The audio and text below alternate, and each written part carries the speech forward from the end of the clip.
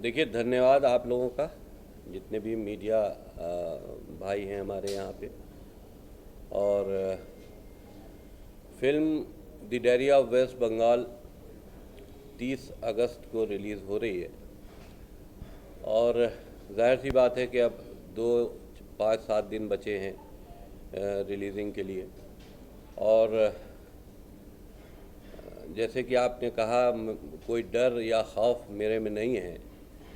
हाँ, फिल्म को लेकर जो बातें अभी तक मीडिया के माध्यम से आ रही हैं, तो इस बात को हम बताना चाहते हैं, क्योंकि हमने इस फिल्म को बहुत साफ़ सुथरा बनाया है। किसी तरह का कोई पॉलिटिकल एजेंडा नहीं है, किसी तरह का कोई मजहबी एजेंडा नहीं है, किसी मज़हब के ख़िलाफ़ नहीं है। हमने इंसानियत के पक्ष में इस फिल्म को बनाया है। एक ट्रू स्टोरी है इस फिल्म की। और जाहिर सी बात है कि जिस वक्त कोई सच्ची घटना या सच्ची कहानी एक्सपोज होती है, तो उस पर बवाल मचता ही है। ये कोई नई बात नहीं है। और जैसे अभी पश्चिम बंगाल में एक डॉक्टर के साथ घटना घटी, तो पूरे मीडिया ने देखा। तो हम भी बहुत इस फिल्म के माध्यम से बहुत से ऐसे पर्दे उठाने जा रहे हैं जो कि बहुत छुपे हुए हैं। उन कहानियों को एक्सपोज करने जा रहे हैं जो कब्र में दफना दी गई थीं और जिनकी आवाज़ को खामोश कर दिया गया था। हमारी फिल्म क्योंकि एक मजबूर बेसहारा उस पीड़ित लड़की की है जिसके आंखों के सामने उसके पूरे परिवार का कत्ल हो गया, उसकी बहन के साथ में गैंगरेप हो गया, और वो न्याय मांगने के लिए हिंदुस्तान आई। जाहिर सी बात है, बांग्लादेश से आई है तो पश्चिम बंगाल में ही आई। और पश्चिम बंगाल के हालात बिल्कुल वैसे ही हैं जैसे कि इस वक्त मौजूदा दौर में बांग्लादेश के हैं। और क्योंकि वहाँ पर टीएमसी की हुकूमत है, ममता बनर्जी वहाँ की मुख्यमंत्री हैं, और सबसे ज़्यादा हमारी फिल्म का जो अपोज हो रहा है वो ममता बनर्जी और टीएमसी के जो गुंडे हैं, जो उनके नेता हैं, उनके माध्यम से हो रहा है। क्योंकि पश्चिम बंगाल में जो हो रहा है उससे कहीं ना कहीं जुड़ाव जो है वो ममता बनर्जी और टीएमसी की हुकूमत का है। हमने टारगेट नहीं किया है उनको, लेकिन जब आप पश्चिम बंगाल की बात करेंगे तो आपको एक जाहिर सी बात है कि वहाँ की मौजूदा हुकूमत की जो कट्ठा चिट्ठा है वो भी सामने आएगा। जब हम किसी बलात्कार की बात करेंगे तो टीएमसी का नाम सामने आएगा। जब हम वहाँ पर हिंदुओं के कत्ल की बात करेंगे तो टीएमसी के नेताओं की बात सामने आएगी। वो मजबूरी है। शाहजहाँ शेख का मामला आपने देखा, शाहजहाँ शेख का भी किरदार हमारी फिल्म में है, क्योंकि उसको हमने पहले ही सर्च कर लिया था और वो तो हमारी फिल्म की शूटिंग के बाद वो पकड़ा गया है और उसका मामला एक्सपोज हुआ। तो ये वो सारी चीज़ें हैं जो पश्चिम बंगाल से जुड़ी हैं। लेकिन ये फिल्म ज़रूर पश्चिम बंगाल की कहानी है, लेकिन ये जुड़ी पूरे देश से है, पूरे भारत से है। क्योंकि भारत को पश्चिम बंगाल में हो रही एक्टिविटीज़ से किस तरह की शर्मिंदगी पूरे विश्व में उठानी पड़ रही है, या पश्चिम बंगाल के माध्यम से जो एक्टिविटीज़ हो रही हैं, आतंकी एक्टिविटीज़ हो रही हैं, रोहिंग्याज एक्टिविटीज़ हो रही हैं, उससे पूरे हमारे देश को किस तरह का ख़तरा बना हुआ है, ये सारी चीज़ें हमारे देश से जुड़ी हुई हैं, भारत से जुड़ी हुई हैं। तो जाहिर सी बात है कि इस तरह के विवाद तो सामने आएंगे ही, और हम उसको फेस भी कर रहे हैं। क्योंकि हमारी फिल्म किसी यूँ कहें कि किसी तवाइफ के घुंघरों की आवाज़ नहीं है। हमारी फिल्म एक बेसहारा, एक ऐसी पीड़ित मजबूर लड़की की आवाज़ है जिसको हम पूरी दुनिया में एक्सपोज करना चाहते हैं, दिखाना चाहते हैं। हमारी फिल्म वो आवाज़ है कि जब तस्लीमा नसीम ने अपनी किताब में उस वाक़े को लिखा तो उनको बांग्लादेश छोड़कर भागना पड़ा। तो वही वाक़े से हमारी फिल्म शुरू होती है और उसके बाद फिर वो पश्चिम बंगाल आती है, और पश्चिम बंगाल में किस तरह से रोहिंग्यास को फर्जी आईडीज़ बनाकर उनको पूरे देश में शिफ्ट किया जा रहा है, किस तरह से वहाँ की आबादी रोहिंग्यास जो घुसपैठिए हैं। देखिए, इस बात को भी हम साफ कर दें कि हम मुसलमानों के ख़िलाफ़ नहीं हैं। मुसलमान जो भारतीय मुसलमान हैं, हम खिलाफ हैं आतंकी मानसिकता के जो विदेश से आए हैं और पश्चिम बंगाल में घुसपैठ करके बस रहे हैं और हुकूमत उनको बसा रही है। जाहिर सी बात है वो विदेशी हैं, उनको भारत से न कोई मोहब्बत है, न भारत के संविधान की वो एहतराम करते हैं। वो विदेश से आए हैं, उनका एक मकसद है कि भारत में अशांति फैलाना, उनका एक मकसद है कि भारत का जो एक अच्छी गंगा जमनी तहजीब है हिंदू और मुसलमानों के बीच में, उसमें दरार डालना। और जब वो वहाँ पर बड़ी बड़ी आबादियाँ बसा कर रह रहे हैं तो जाहिर सी बात है कि वहाँ का जो हिंदू है वो उनके कारोबार सुरक्षित नहीं है, उनका परिवार सुरक्षित नहीं है। भारतीय मुसलमानों के साथ में तो ठीक है वो सुरक्षित हैं, लेकिन जहाँ पर इस तरह की जहनीत के लोग आ जाते हैं जिनका मकसद ही सिर्फ आतंक है, जिनका मकसद ही सिर्फ लड़कियों के साथ में, वो भी हिंदू लड़कियों के साथ में बलात्कार है, जिनका मकसद सिर्फ हिंदुओं का कत्ल आम है, और वो आबादी बसाकर जब वहाँ पर बांग्लादेश में रह रहे हैं तो मजबूरी है वहाँ के हिंदुओं को भागने की, और वो वहाँ से भाग रहे हैं। आपके मीडिया के माध्यम से भी ये कई बार एक्सपोज हो चुका है कि पश्चिम बंगाल के हिंदू बंगाल छोड़कर, पश्चिम बंगाल छोड़कर भाग रहे हैं। तो जाहिर सी बात है कि जिस वक्त कश्मीर में ऐसा हुआ तब भी दुनिया ने देखा कि एकाएक ही वहाँ के हालात कैसे बदल गए और एक बहुत बड़ा कत्ल आम कश्मीर में हिंदुओं का हो गया। तो उस वक्त जिस वक्त कश्मीर में ऐसे हालात थे, वही हालात अब रिपीट पश्चिम बंगाल में हो रहे हैं, और पश्चिम बंगाल की हुकूमत सिर्फ अपने वोटों, उनकी वोटों की राजनीति हो सकती है। जाहिर सी बात है कि वो सरकार पर काबिज रहना है एक हुकूमत को, तो उसको किसी न किसी तरह का भय दूसरे वोटरों में लाना पड़ता है या अपने वोटरों को सहूलियतें देनी पड़ती हैं। अगर वो आतंकी गतिविधियां कर रहे हैं तो उनका सपोर्ट करना पड़ता है, अगर वो रेप कर रहे हैं तो उनको प्रोटेक्ट करना पड़ता है। ये ममता बनर्जी की मजबूरी है। तो हमारी फिल्म ये सारी चीज़ों को एक्सपोज करने जा रही है, और हमको कई बार रोकने की भी कोशिश की गई। हमारे ऊपर FIR हुई, जब हमने फिल्म को अनाउंस किया तो हमारे ऊपर पश्चिम बंगाल में FIR हुई। फिर जैसे ही हमने रिलीज़ की डेट डिक्लेयर की तो हमको नोटिस देकर 18 तारीख को वहाँ बुलाया गया। हमने अपने वकील को भेजा, क्योंकि हम इतने बड़े बेवकूफ़ नहीं हैं कि हम वो दाना डालें और हम एक सीधी सादी चिड़िया की तरह वहाँ आके दाना चुगने लगे, उनके जाल में फंस जाएं। उनका मकसद यही था कि वो हमको वहाँ बुलाएं और बुलाकर हमको अरेस्ट करें, अरेस्ट करके हमको जेल भेजें और वहाँ हमारी हत्या TMC के लोगों के माध्यम से करवा दें, क्योंकि हमारी हत्या के बहुत से ऐसे फतवे हैं जो कट्टरपंथी दे चुके हैं। और पश्चिम बंगाल में एक कट्टरपंथियों की एक बहुत बड़ी मेजॉरिटी में आबादियाँ बसी हुई हैं, जिसका मकसद सिर्फ कत्ल आम है।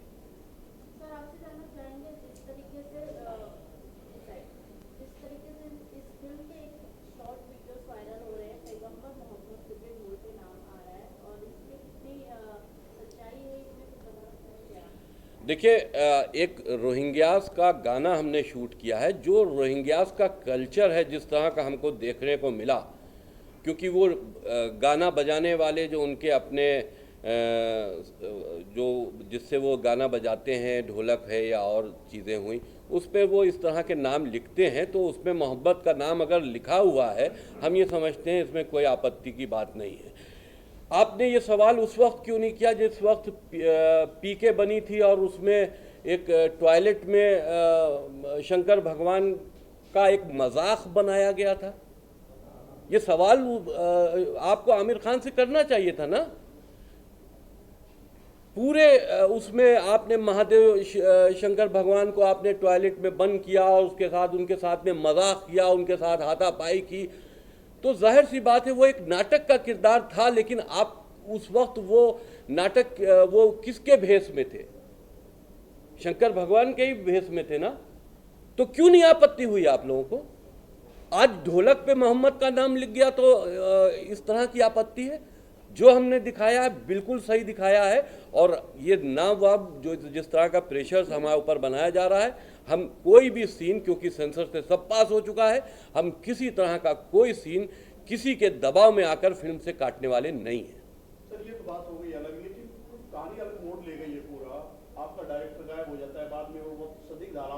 है घाट पे मिलता है, यूपी में नहीं मिलता है, यूपी का ही रहने वाला है, यूपी के अंदर ही मिलता है।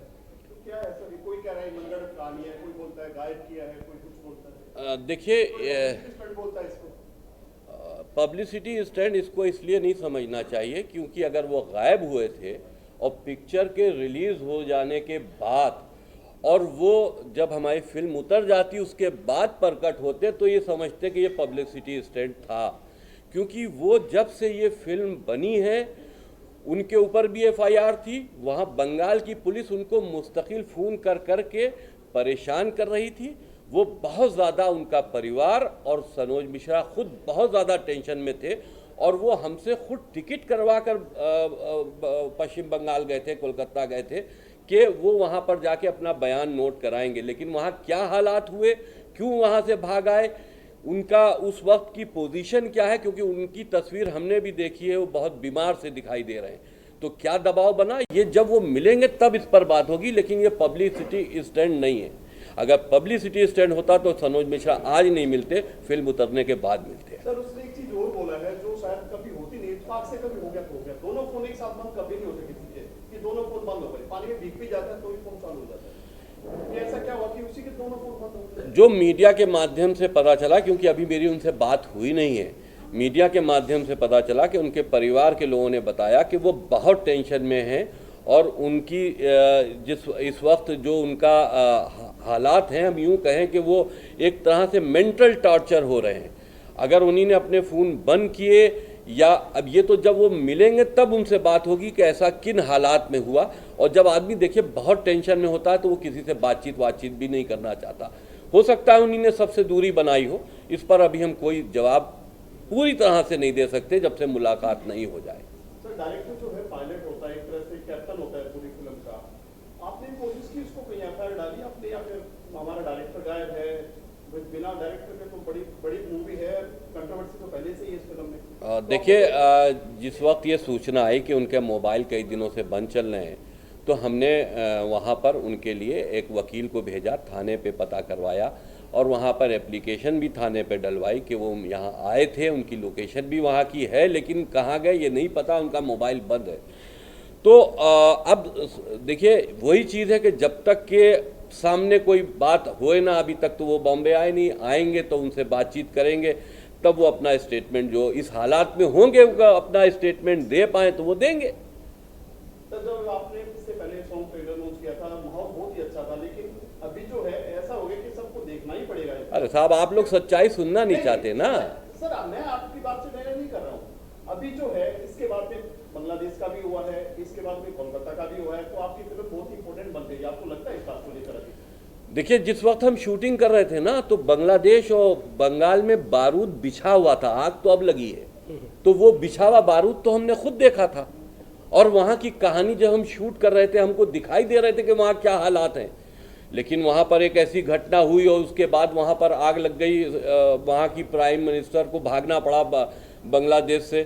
तो जाहिर सी बात है कि जो हुआ वो तकलीफ दे है, जो हुआ, क्योंकि हिंदुओं के घर जले, हिंदुओं के मंदिर तोड़े गए, हिंदू लड़कियों के साथ में बलात्कार हुए, यही सब हमने फिल्म में भी दिखाया। जिस वक्त टीवी पे ये चीज़ें हम देख रहे थे तो हमें लगता था कि हमारे फिल्म का ही कोई शॉट चल रहा है, तो वो हालात तो हम देख ही चुके थे। एक्सपोज तो अब हुआ है हमारी फिल्म बनने के बाद।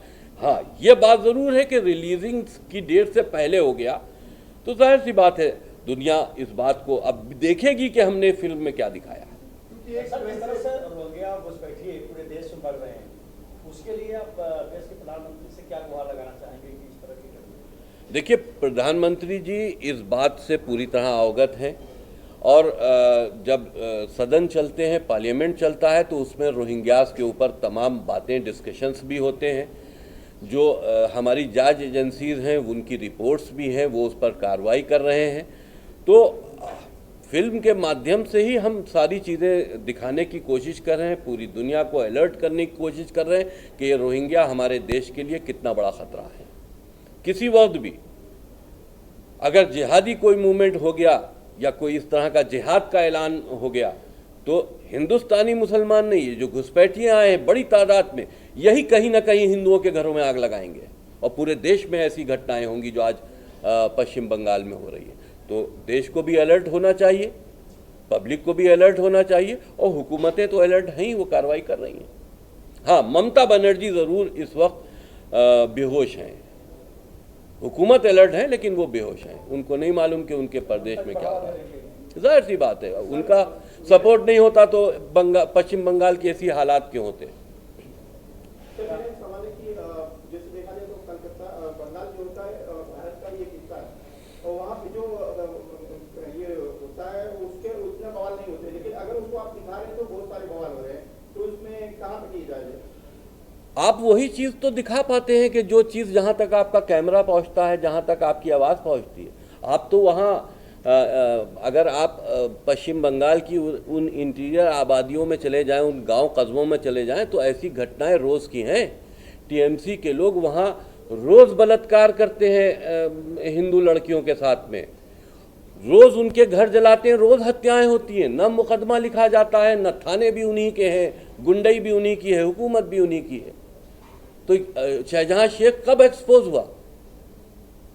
उसके खिलाफ जब बहुत ज़्यादा हो गया, आवाज़ उठी, तब एक्सपोज हुआ। लेकिन वो कितना लड़कियों के साथ में वहाँ पर, हिंदू लड़कियों के जिनके साथ में आपने पूरी स्टोरी देखी, कितना हो चुका था। क्या ये फौरन हुआ था? सालों से चल रहा था। इस दौरान सर आपके ऊपर क्या क्या हुआ? कोई धमकी मिली या कोई फोन आए कहीं से? जिस वक्त फिल्म हमारी सेंसर हो गई है, उस वक्त हमको दारुल उलूम कराची से एक फतवा आया था जिसमें हमारे सर काटने का, वो तो सर काटने का इनाम तो बहुत पहले से है, एक और उसमें बढ़ गया था, तो सर काटने का एक फतवा दिया गया था और कहा गया था, यही ढोलक वाली बात उसमें भी लिखी गई थी कि आपने मोहम्मद की तौहीन की है, ढोलक के ऊपर इस तरह का नाम लिखा है। तो हमने उसकी सूचना गवर्नमेंट को दे दी थी। तो ये तमाम इस तरह के दहशत फैलाने की बातें या फतवे ये सब देते रहते हैं और हम ये समझते हैं कि आम मुसलमानों को इस तरह की अफवाहों पे गौर नहीं करना चाहिए, इससे अलग रहना चाहिए। आपके डायरेक्टर सर, आपका परिचय? मेरा नाम देव फौजदार है और इस फिल्म में मैं विशाल का चरित्र कर रहा हूँ। और ये विशाल एक ऐसा युवा है जो बंगाल के युवा को रिप्रेजेंट करता है। वो यूथ जो कुछ करना चाहता है जीवन में, नौकरी पाना चाहता है, लेकिन वहाँ के मौजूदा हालात की वजह से वो रोज़गार नहीं पा पाता, क्योंकि सारी नौकरियाँ, सारे बिजनेस, सारी कंपनियाँ शिफ्ट हो चुकी हैं अलग अलग। तो एक ऐसा युवा का चरित्र मैं कर रहा हूँ जो बहुत पॉजिटिव है अपने समाज को लेकर, अपने देश को लेकर और अपने आप को लेकर। लेकिन हालात वैसे हैं कि वो ऐसे मौजूदा हालात में पॉजिटिव रह ही नहीं पा रहा है, चाह कर भी नहीं रह पा रहा है। तो मेरा विशाल का चरित्र है। आज के हालात में क्या ये फिल्म रिलीज करना उचित है? और फिल्म देखने के बाद सेंसर बोर्ड की क्या प्रतिक्रिया है? सेंसर बोर्ड ने तो पहले उसको हमारी फिल्म को खारिज कर दिया, सर्टिफिकेट देने से इनकार कर दिया। फिर हम रिव्यू कमेटी में गए, रिव्यू कमेटी ने उसको देखा, हमसे साक्ष्य मांगे, जो हमने घटनाएं दिखाई हैं हमने वो सारे साक्ष्य उनको दिए। तो उनकी मजबूरी थी कि हमारी फिल्म को पास करें, क्योंकि हम जो भी दिखा रहे हैं वो असलियत दिखा रहे हैं, तो वो रोक नहीं सकते। तो विदाउट कट पास किए कि कुछ नहीं, कुछ एक आध कट्स उसमें एक रोहिंग्या के जो हैं वो एक लड़की का कत्ल करके उसके मांस की बिरयानी बना के खाते हैं, और ये घटना है। रोहिंग्याज इस तरह की एक्टिविटीज़ करते हैं। एक हिंदू लड़की को कत्ल किया जाता है, गोली मारी जाती है, उसके बाद फिर उसके बिरयानी के चावल में उसका गोश्त डाल कर पकाया जाता है। तो ये हमने फिल्म में दिखाया है। तो उसमें थोड़ा सा उन्हीं ने कट किया है, जहाँ पे हमने ह्यूमन पार्ट्स को खाते दिखाया था, वो लड़की की हत्या और बाकी सब दिखाया है, बाकी कुछ थोड़ा सा बस। आपके लेफ्ट पे सर, आपका परिचय? जी नमस्कार, मेरा नाम यजुर मारवा है और मैं इसमें नजदीक बोलिए सर। जी चेयर घुमा बाइक के पास। जी नमस्कार, मेरा नाम यजुर मारवा है। मैं इसमें लीड कैरेक्टर कर रहा हूँ और इसमें मेरे दो कैरेक्टर्स हैं, पॉजिटिव और नेगेटिव, अतीक और प्रतीक। और मेरा इसमें कैरेक्टर है कि कैसे मैं एक ये सुहासिनी को मिलता हूँ बांग्लादेश में और कैसे उसको अपनी पॉजिटिव साइड दिखा के मोटिवेट करके अपने साथ वेस्ट बंगाल लेकर आता हूँ और कैसे उसका ब्रेन वॉश करता हूँ ताकि वो अपना धर्म बदले। और ये इस तरीके का कैरेक्टर है। और इसमें थोड़ा लव जिहाद का भी पार्ट है। और मेरा इसमें कैरेक्टर है कि मैं एक प्रिंटिंग प्रेस भी चला रहा हूँ, तो इस तरीके का कैरेक्टर है मेरा। और प्रिंटिंग प्रेस में एक मेरा डायलॉग है, बहुत वायरल हो रहा है कि भाईजान वेद पुराण गीता और सभी धार्मिक किताबों में फेर बदल करके लखनऊ अयोध्या बनारस में फ्री में भेजी जा रही है। तो इससे आपको पता चलता है कि वहाँ पे ये सब क्या सब सारी चीज़ें चल रही हैं कि मार्केट में हमारी धार्मिक किताबों को गलत तरीके से फैलाया जा रहा है। तो इस तरीके का कैरेक्टर है। सर, आपको कितना एक्साइटमेंट है कि दुख है कि आपकी फिल्म को लेकर कंट्रोवर्सी हो रही है, या फिर बहुत हिट हो जाएगी मूवी आपकी, क्योंकि हर जुबान पे ये फिल्म का नाम है जी? क्या सोचते हैं आप? खुशी है कि टेंशन है? नहीं, खुशी है, क्योंकि डेब्यू फिल्म है तो खुशी है, और हमारे माध्यम से एक अच्छा मैसेज जा रहा है लोगों तक, तो खुशी है बिल्कुल। ये जो कंट्रोवर्सी चली इसको लेकर, कंट्रोवर्सी को लेकर ऐसा कुछ भी नहीं है, क्योंकि एज एन एक्टर हमारा काम था अपने इंसाफ करना कैरेक्टर से, तो वो हमने किया है।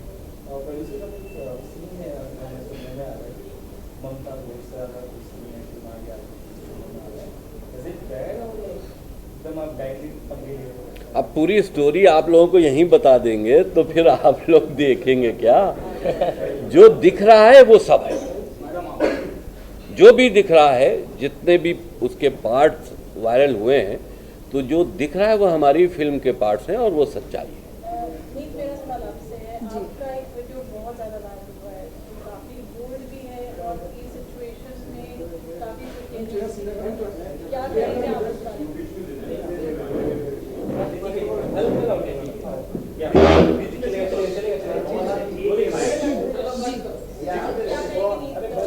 कैसा रहा ये पूरा experience? How concerned are you, you know, because there's a direct name mentioned on your banner. नमस्कार, मेरा नाम नीत महल है और मैं इस मूवी में प्रज्ञा शुक्ला का कैरेक्टर प्ले कर रही हूँ।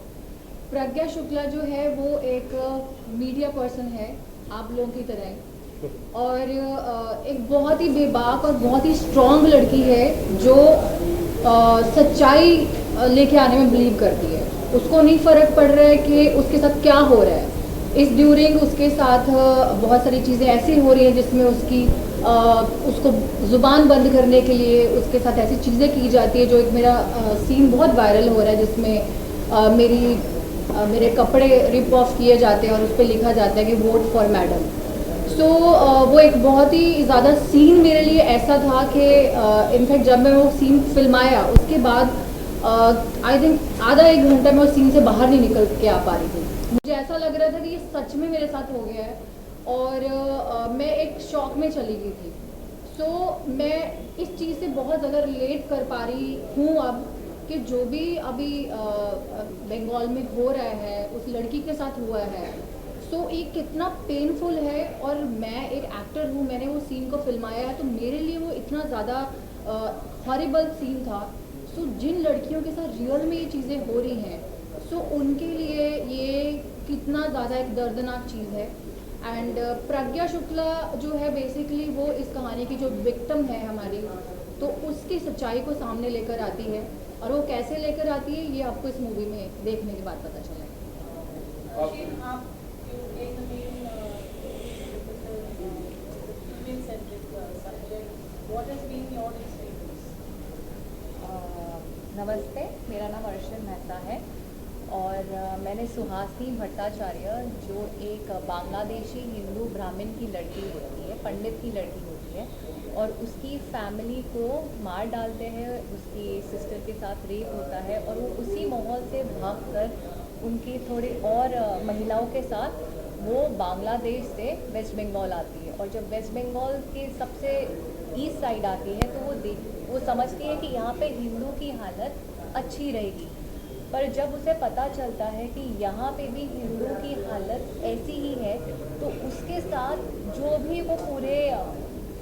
भी वो प्रोसेस में पूरी जर्नी में उसके साथ बहुत इनजस्टिस होता है। बांग्लादेश में उसके साथ इनजस्टिस होता है और बंगाल में भी इनजस्टिस होता है। वो सोचते कि भारत में, हिंदुस्तान में जबकि हिंदुओं की हालत अच्छी होनी चाहिए तो ऐसे क्यों है, यहाँ पे भी वैसा माहौल क्यों है जो बांग्लादेश में है। तो वो इसी मुद्दे को लेकर वो अपनी आवाज़ उठाना चाहती है। जो भी उसके साथ ऑपरेशन, जो भी उसके साथ इनजस्टिस हुआ है, वो पूरी दुनिया को बताना चाहती है। Human right council, government of India, सारी मिनिस्ट्रीज़ को, सबको बताना चाहती है कि वहाँ पे जो हिंदुओं की हालत है वही हिंदुओं की हालत बंगाल में भी है।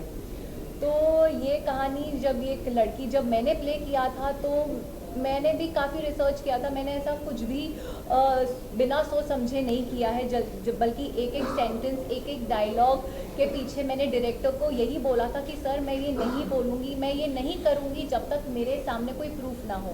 तो सर ने मुझे काफ़ी वीडियोस, काफ़ी चीज़ें दी थी रीड करने के लिए। And when I went through it is only when मैंने वो डायलॉग्स बोले हैं, वो चीज़ें की है। तो I think with every scene related we have enough proof कि ऐसा सच्चाई और हकीकत में हुआ है। और ऑफ कोर्स ये सीन इतना इंटेंस था जिसके लिए मुझे एक कैरेक्टर में इंडल्ज होना बहुत ज़रूरी था।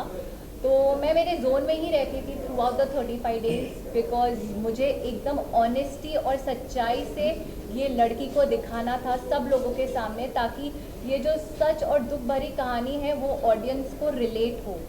तो इसलिए हमने काफ़ी ऑनेस्टी से, सारे कैरेक्टर्सों ने अपना अपना काम काफ़ी ऑनेस्टी से किया है, इसलिए फिल्म ऐसी आई है। बेसिकली एक बात है बहुत बहुत ज़्यादा महत्वपूर्ण है, ये जो पीर है, दर्द है, एक कविता है बहुत प्यारी कि हो गई है पीर पर्वत सी पिघलनी चाहिए, अब हिमालय से कोई गंगा निकलनी चाहिए। मेरे सीने में नहीं तो तेरे सीने में सही, हो कहीं भी आग लेकिन आग जलनी चाहिए।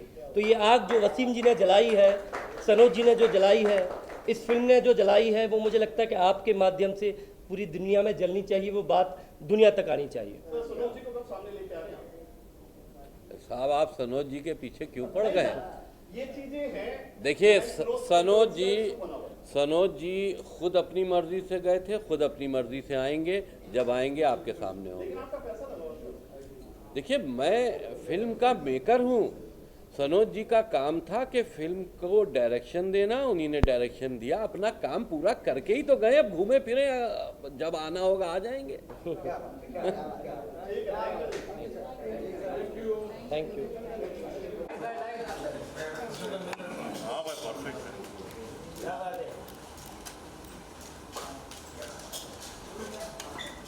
हम एक काम करते हैं, यहाँ से शुरू करते हैं।